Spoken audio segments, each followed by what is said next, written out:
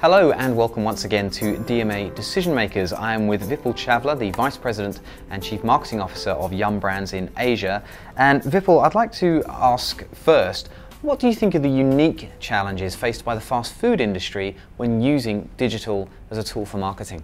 There would be several touch points insofar as digital is concerned for us. And the one example I'd like to first share with you is that about the use of Facebook in Singapore to drive the overall So Good brand experience, where what we did was that it was clear to us that our fans are quite interested in hearing what we have to say on Facebook and then responding and reacting to that.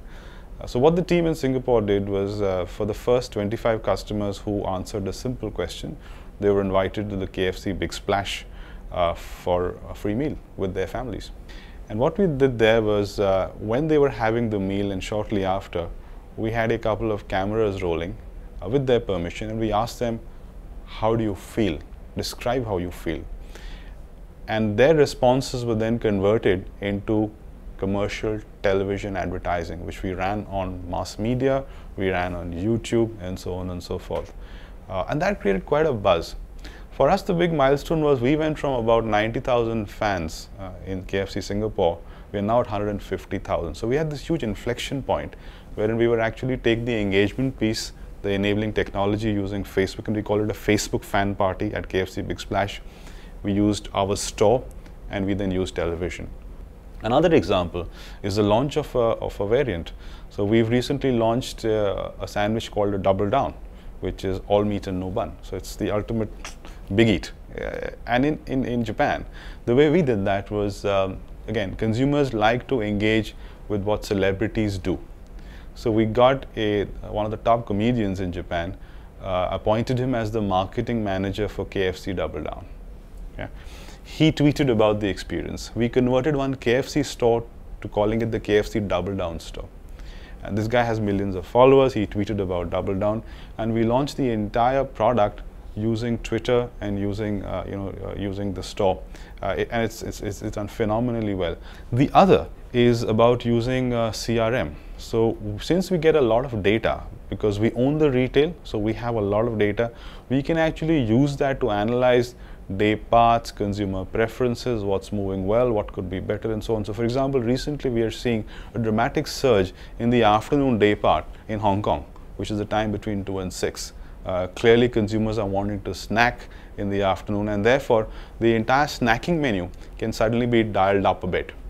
We're also seeing that there is a fairly dramatic interest in consumers in having breakfast out of the home between Monday and Friday, and therefore the launch of a breakfast breakfast menu in our stores, hugely supported by a digital and online presence which talks to consumers about what's available, what are the offers, and so on and so forth. So you can actually build day parts, you can build brands, you can launch a variant using the online space.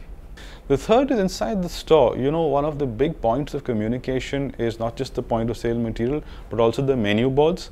And we've experimented with flat menu boards, with rotating menu boards as you change the menu through the day, and more recently with digital menu boards, where you can actually use your traditional advertising. You can communicate offers, whether it's for one day or for a week, or between 12 and 3 in the afternoon, which is your lunch treats and so on, using digital menu boards, all controlled centrally.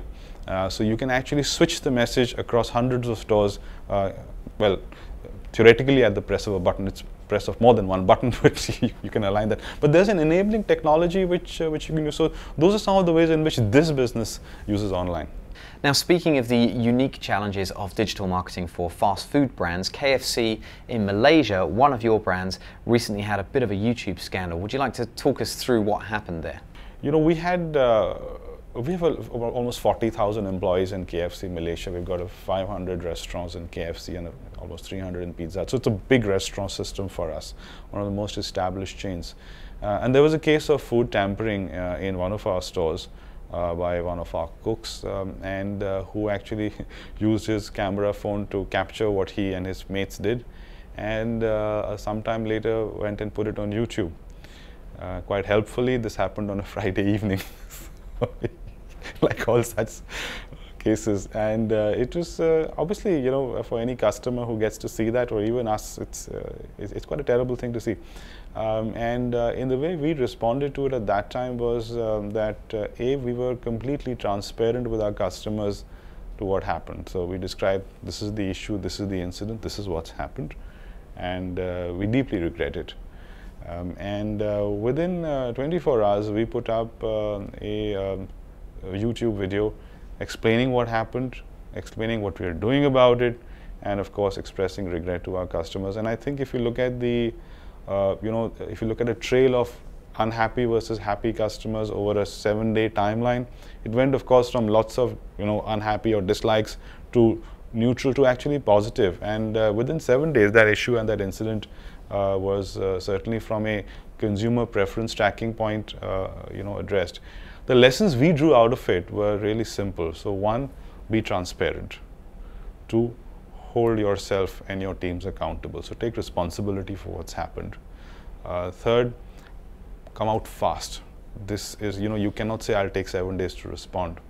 You got to respond real time in 24 hours.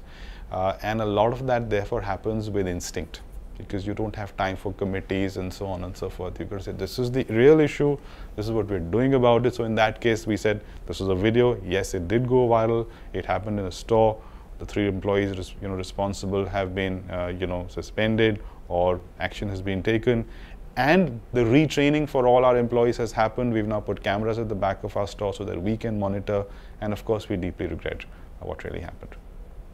My final question to you is a personal one. When are you going to bring Taco Bell back to Singapore? I'm a big fan. Watch the space. Vipul Chavla, thank you very much indeed.